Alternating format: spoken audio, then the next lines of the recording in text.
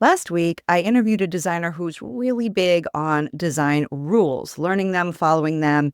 And she works with clients who care about how their spaces look, but they're looking for design that they can get done and move on. They like the rules because they tell them exactly what to do and what not to do. And I meant what I said, that that approach is valid and exactly right for some people.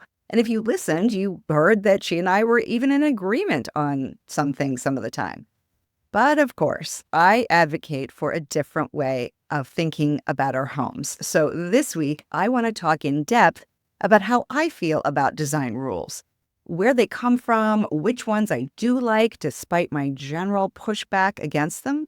And I'll also point out examples where even the rules I do rely on have been broken in the best ways. Let's just jump in. I think that we can group design rules into three buckets. One bucket has to do with classical aesthetic principles based originally on algebraic math. Now, I am about the furthest person away from understanding the math, but what does make sense to me is that the math is simply demonstrating, well, I shouldn't say simply, it's kind of complicated, but it's demonstrating the observations of patterns found in the natural world. And I talk all the time about how nature is one of the five design elements found in every slow-styled home because humans are hardwired to be in sympathy with the natural world. Anyway, these classical, sometimes ancient mathematical formulas explain aesthetic principles that you may have heard of, things like the golden ratio, the rule of thirds, balance, and harmony. And they make a lot of sense and have further been supported by human behavioral theory, which has figured out that humans are just naturally inclined or predisposed to like certain aesthetic looks, or they feel calm, or they feel safe with certain things, and they feel maybe energetic or maybe some tension from other things. What I love about these principles is that if you really understand the why behind them, you can start to play with them. But as they have been used by the design world, especially to explain things quickly without the why behind them, they have become rather cumbersome, at least in my opinion. For example, there's a rule that a ceiling fixture has to be 12 inches less than the width of the dining room table and should have between a 30 to 36-inch clearance above the table. Now, I can see what you may be thinking. Oh my God, there's a rule for how wide a chandelier can be or a light fixture can be over my dining room table. I had no idea. I certainly can't trust myself to know what looks right. I have to follow the rule. But suppose you find a fixture that you fall in love with that's only 2 inches less than the width of your table. Are you supposed to pass? Is that fixture that's unique and interesting and adds the kind of shape that you're really wanting to see in the room not going to work? No. If you've now got a larger than average fixture above your table, you are automatically playing with scale. You're making a decision to emphasize one thing over something else, giving you the opportunity for the light that comes from the fixture to have an interesting conversation with the rest of the things you choose for the room. Does that mean it's always going to work? No. But I think taking the time to play with it and explore and say, how does it make me feel? And what does this do to the dynamics of the room is worth the extra time it takes. Because you're putting a stake in the ground and you're saying, hey, this is part of my signature style because I love it. Not, hey, did you notice that my ceiling fixture is exactly 1 foot smaller than the width of my dining room table? Slow style is about enjoying the process of creating beauty. And I find that the hard and fast rules just take the fun out of it. I get that if you're going, oh, I love measurements, I love rules, I love precision, that might mean that slow style isn't right for you. Design to me is more art than science, or I should say more accurately, more about taking creative license at times than adhering to one way of doing something. I know this might sound a little bit harder than following the rules, but if you're excited by the idea of creating a space that is unique to you and just fills you with immense amounts of joy. Keep listening. Okay, the second bucket that holds certain design rules has to do with aesthetic preferences born out of the trial and error of many people who've spent lifetimes paying attention to how design decisions affect how we feel in the space, both physically and emotionally. In other words, rules based on what the pros do. Now, studying what the pros have done is how I've taught myself much of what I know about design. But again, you have to understand why the rule exists in the first place to know whether or not it's right for a given particular situation, or what changing the rule, breaking the rule, what that is going to do. Okay, so here they are, my favorite design rules in no particular order. Number one, lighting. You really do want more than just canned lights in the ceiling in every room, even the kitchen. Especially in the kitchen, I think, if you're using your kitchen for more than just cooking, if people are hanging out or socializing. Why? Because overhead lighting is the least flattering to our faces. It casts shadows and makes us look drawn out. Now, maybe that sounds superficial, but come on, I think if we're honest, we all do want to feel good when we're hanging out with our friends. So just adding some pendant lights that hang lower in the room than canned lights, they're just helpful. Now, kitchens are special because we need to be able to see what we're doing really well in order to cook. In other rooms, lighting can be used to actually sculpt the space. And I know that's a bit abstract, but it's simpler than it sounds. You're basically shedding light on the areas where people are sitting, or you're spotlighting an area where you want to emphasize an object, like the things on a bookcase or a piece of art. And by pointing the light in one direction, you automatically create shadows in another.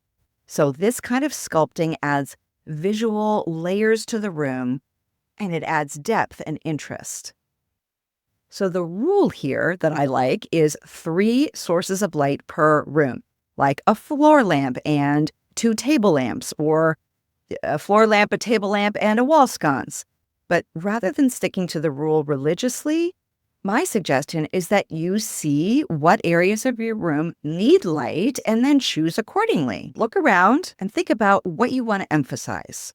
When you start looking at light this way, you'll realize that many people just don't have enough light sources, which is why the rule has come about: 3 light sources per room. The second rule is also about lighting, and I bring this one up. It's really particular, but it's because I get asked about it a lot. It has to do with the size of the lampshade. The rule is it should always be in relation to the size of the base, because it's taking into account visual balance. A simple way to think of it is you don't want a puny lampshade on a big base. We can all visualize why that would look off. Now, with all rules, there are specific measurements out there that will tell you exactly what size is right and wrong. But I prefer to use my own eyes as a guide, and I want to encourage you to do that as well. If you think of the base as a human torso, the top of the vase is where the shoulders are, and you want the shade to be wider than the shoulders. How much wider? It's up to you. Do you want the lamp to fill up an elongated space or a wider space? Your eyes are naturally going to tell you what balance is just right. Same with the height of the shade in relation to the base. Most table lamps are meant to feel rounded by the base because the base is made of something heavier like ceramic or wood, where the shade is made up of fabric or linen or even paper. So the general rule of thumb has to do with the classical principle of the rule of 3s. Imagine the entire piece, the lamp and the shade, divided into 3 layers. The top third layer is the shade area, and the bottom 2/3 layer is the base. Give or take. I'm suggesting you don't bother with exact measurement. So just like in the dining room fixture, if you're playing around with this ratio, you're playing around with scale. And you may decide to purposefully change up that ratio to create tension or drama or interest. But most of the time, you are going to stick pretty close to the traditional 1/3 on the top and 2/3 on the bottom. It's tried and true, and it does work. Rule number 3 is about furniture placement. Designers talk about flow, and you'll hear the same thing from practitioners of feng shui. You want to create clearly defined and open paths for people to move throughout a room and between rooms. If you think about it, you're not typically going to put a chair in a doorway to block it. And if you think about doorways as any open space between furniture, you're going to try to keep them open as well. So the rule is to make all seating easily accessible when you walk into a room, so you're not walking around anything to get to someplace else. This works most of the time, but I can think of plenty of examples when you don't want to use that rule. Open floor plans, for example. You put the back of a furniture facing you as you walk into a room, not up against a wall, but floating in the room, because it's dividing an area that is separate from what's going on around it, right? You sense a boundary when you see the back of a piece of furniture, and you can put a console table behind it to make the boundary even more clear. I'm sure you've seen this before. I have a slightly different, but really interesting example that I ran across the other day. A friend of mine has a family room that she's always felt is too spread out. The seating is too spread out for comfortable conversation. The room is bigger than it needs to be for one seating area, but not quite big enough for two seating areas, especially we consider where all the windows are and the fact that she's got a fireplace and a TV in that room. So to draw you a picture, when you walk in, you see the fireplace wall in front of you and a TV wall to the right, perpendicular to that. One couch is facing the fireplace with its back to you, and the other couch is perpendicular facing the TV. So the two couches are creating kind of an L shape, sort of the way a sectional sofa would, but to adhere to the rule of flow, she had some room to walk between the two couches at that corner point of the L to allow access into the seating area. The problem, she felt, was that to make that opening big enough to walk through, the people sitting on the couches were just kind of just too far away from each other and from the center coffee table to have a really comfortable conversation. And it bothered her. So she decided to forego the rule of flow. She kept the couches where they are, but pushed them closer together. She kept them in the L shape, but she pushed them closer together so that the two front ends of the arms were almost touching, making the L much tighter. And then she put a table in the outside corner of the L to further emphasize that that was not a pathway. You are not going to get into the seating area between those two couches. You now had to walk around the outside of either couch, get into this family room seating area. Now, the rules would say this is a no-no. It's not welcoming to close off the most obvious entry point. But when I actually experienced the room, it had the opposite effect. What I felt was a clearly designated, much cozier seating area within a bigger room. It made for better conversation because the seating was closer together, and keeping the couches in an L still allowed for comfort when the TV was on, but maintaining the fireplace as a focal point. And speaking of rooms with TVs and fireplaces, I know this is controversial. There's no rule that designers have all agreed upon regarding whether or not to put the TV above the fireplace. Some will say it's ghastly, while others will tell you to get over it. TV is a part of modern life. All kinds of solutions have been offered, such as covering up the TV when it's not in use, hanging art around the TV so that it's less of a focal point, or getting one of those apps that shows static artwork or posters when the TV is off. All of those are fine. But I think the best solution, if you can do it, is to have one room or area for TV watching and use the room with a fireplace for conversation. That way, you don't have two competing focal points that each need different furniture arrangements. And also, surprise, surprise, I found that the TV room can be a whole lot smaller than you think, because generally, fewer people are watching TV together than having a conversation. Therefore, you can have a smaller TV room. Now, I realize not everyone has an extra room, number one, and some people do entertain with large groups of people watching, say, sports on TV. So I'm just throwing it out there. I know it's not going to work for everyone. Rule number 4, this is another controversial one. family portrait. Way back when, having a portrait done in oil was the height of sophistication. But most designers will tell you that the photo variety of family portraits is passé. Don't do it. And yet, I see an awful lot of these photos in many, many homes across the country, and they do seem to make people happy. So what's the disconnect? I have a theory about this. I think lots of people are intimidated by art. The whole process from finding it to making a choice about it to knowing how to evaluate its worth. But they still want to fill up their walls, and there's nothing so obviously personal as hanging pictures of your family, right? So it becomes an easy fallback. So here's the slow style response to this no family photos rule that I know can come across as a bit snobbish. I agree that everything hanging on your wall should be personal and meaningful, probably more so than anything else you choose for your home.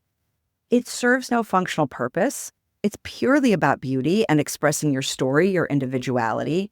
So I would rather see family portraits than mass-produced art. The problem with a lot of family portraits is that the photographer isn't trained or just isn't good at pulling out the essence of their subjects in interesting ways. For the most part, it's just hard to capture the soul of a person when they're told to stand next to someone else and smile. So family photos come across as being very staged, and that's because they are. They're great for documenting the different ages of someone, and you could even hang a bunch of them together of one person as a sort of tongue-in-cheek way of making a comment about the fads of a particular time. But a candid photo, on the other hand, is capturing someone without self-awareness. You see them in a moment, expressing an emotion the way only that person can. So they're intimate and deeply personal. I'm not saying all candid photos make for good photography aesthetically. For that, you also need good composition and lighting. But I find that candids have much more longevity than posed portraits because you'll keep coming back to them, thinking about the story, thinking about what's going on with that person in that moment. So the next time you're on vacation, think about taking shots of your family when they're not looking, especially if you're outside, because when you're outside, usually the lighting is pretty good, unless the sun's behind you, rather than telling everybody to stop and smile for the camera. So what is my rule about using these photos in our homes? I think just have a few candid family photos in public areas, or none at all, and the rest, especially if they're posed, in private areas, such as bedrooms or home offices. Because if it's a posed photo in the public areas of my house, it's just not telling people who visit me much about who I am or what my relationship is like with the people in the photo. And I want to use my wall space in my public areas to express who I am, my passions, and my values. Moving on to rule number 5 that I almost always tend to follow is rug size. In fact, I can't think of a time when I would say this rule does not apply. Rugs, unlike wall-to-wall carpeting, not talking about that, but rugs are meant to define and ground an area for a particular use. Simply put, a rug in a dining room is defining the eating area, a rug in a living room is defining a conversational area, a rug in a bedroom or defining the sleeping area, which leads us to the rule that the furniture around the rug should be sitting on the rug, not off of it. So if the rug, for example, is only under a coffee table and the couch and chairs are sitting off of the rug, it looks like the coffee table is alone and detached from the seating around it. It gives us a sense of imbalance. Something's off. Something's not feeling cohesive. It just looks silly because the rug has lost its purpose of defining the seating area. In living spaces, we say that at least the front 2 legs of each seat should be sitting on the rug to create a complete thought. But if you really love a rug that's too small, you can put it on top of a larger, neutral rug that fills up the space the way you need it to. And that helps with cost as well. So really nice, well-made rugs get exponentially more expensive the larger they get. So if you want the design impact of that beautiful rug, get one that's smaller and layer it over a much more affordable sisal or neutral flat weave rug. Now in the dining room, you really do need more than the front 2 feet of the dining room chairs on the rug because you want the chairs to easily pull out from the table, and you can't do that if you're going over the edge of a rug back and forth. So I say just forego the rug altogether if you can't afford a rug that big. And in the bedroom, a lot of people wonder if it's even worth it to spend money on a rug that's mostly going to be covered up by the bed. Because ideally, 3 sides of the rug would be seen around the perimeter. Most importantly is that it's wide enough for someone to put their feet on it when they get in and out of bed. We all love that nice soft feeling of a rug on our bare feet, right? And it would be doubly nice if the rug was seen along the bottom end of the bed, so that if you're walking around it from one side to the other, your bare feet are also always on the rug and not the floor. Again, this means you're looking for a fairly large rug. Workaround is that you could get 2 smaller rugs, one on each side of the bed, with nothing at all underneath the bed. I'm partial to an organic shaped rug, such as a sheepskin, faux or real, on either side. Not only do they feel lovely underfoot, the organic shape kind of breaks up the sharp rectangular lines of the bed and probably other things in the room. In my house, I don't have a rug in the dining room or in the bedroom. It's more because I'm lazy and I don't want to have to vacuum the dining room rug all the time. And I find just having my slippers next to the bed serves the purpose of having something soft under my bare feet. One day, maybe I will finally invest in a nice plush bedroom rug, but I'll probably always forego the one in the dining room.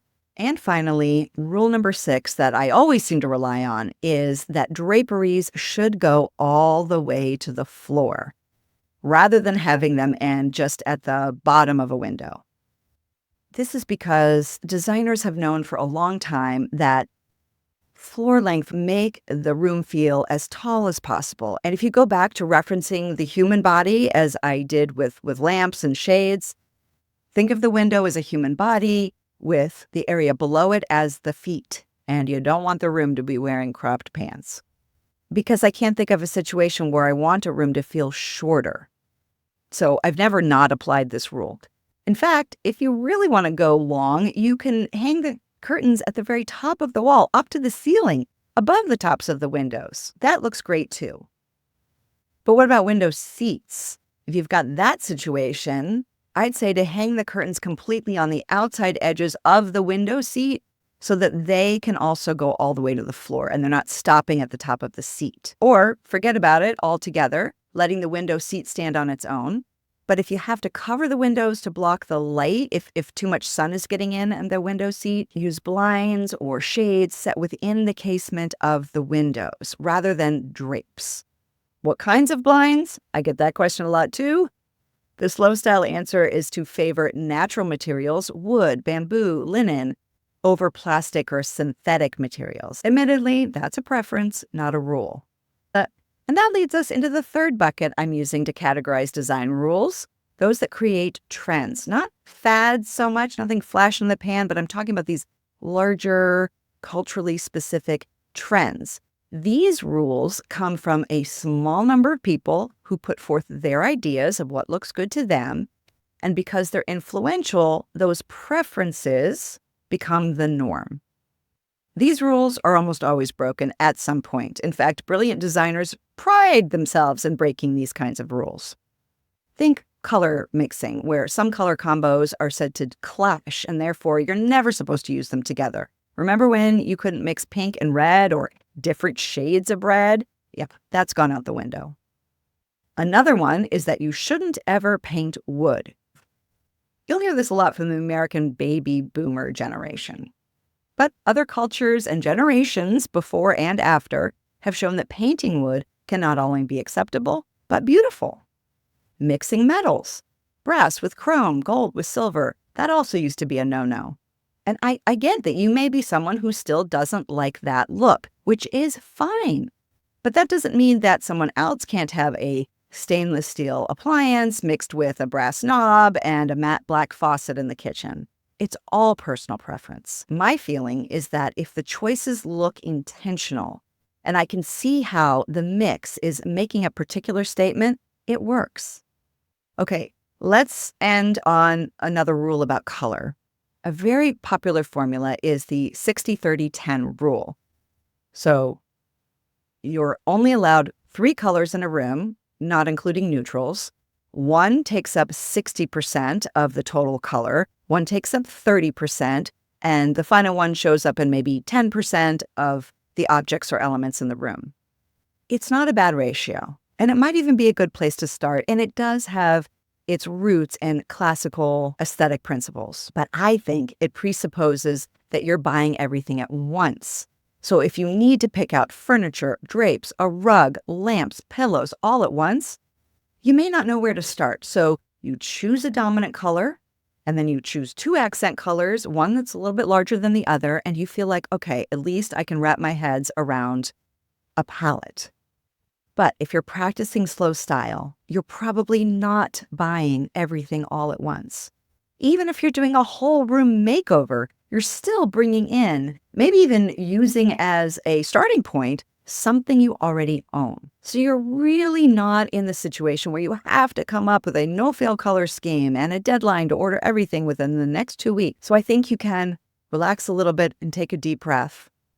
Not only can you have more than 3 colors in a room, I encourage you to if you're someone who loves color. What I want you to take from this so-called rule is the ratios and proportions. Those are what matter.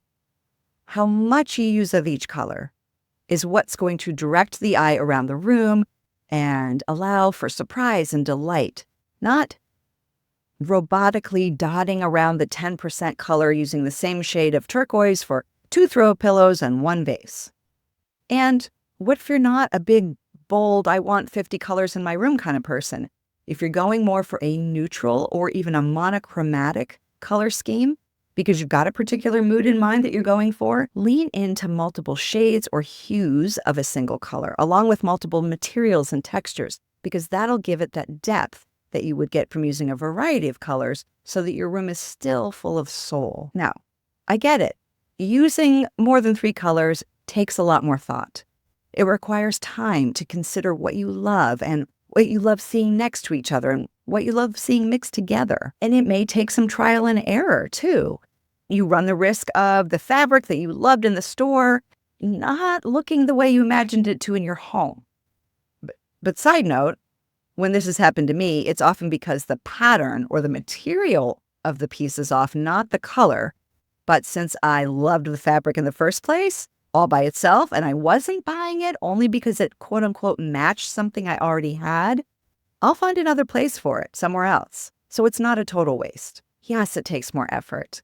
This is the slow style way. You do it because you find that the joy is in the process. If you like to futz, if you like to experiment, if you like to see how your imagined ideas play out in real life, if you like practicing creativity, if you like the idea of putting your inner self out into the world, even if it's in the privacy of your own home, and if you like the idea that decorating is a form of self-reflection and discovery, much like writing in a journal or talking through your thoughts and feelings with a close friend, then slow style and these slow style rules are for you. I hope this has been helpful. I just can't be someone who can whittle down my thoughts into a succinct list. So I realize I haven't given you the bulleted version of design rules to live by. I will try to summarize these in the show notes page of this episode.